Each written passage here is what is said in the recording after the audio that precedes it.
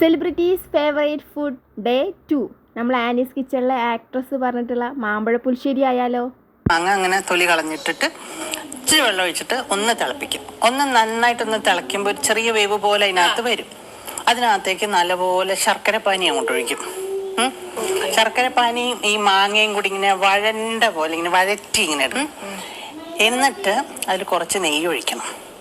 അപ്പോൾ ആ നെയ്യിൻ്റെ മണം അതിലോട്ട് അങ്ങോട്ട് പിടിക്കും, ഈ മാങ്ങയിലോട്ട്. അതിലേക്ക് വേണം നമ്മൾ കുറച്ച് തേങ്ങ, ഒരു പിടി തേങ്ങ, 4 മാങ്ങയുള്ളെങ്കിൽ ഒരു പിടി തേങ്ങ, കുറച്ച് തൈര്, കുറച്ച് മഞ്ഞൾപ്പൊടി, കുറച്ച് മുളക് പൊടി, ഇത്രയും മാത്രം. ചുമ്മാ ഉള്ളി ഇഞ്ചി ഒന്നും കൊണ്ടിടരുത്.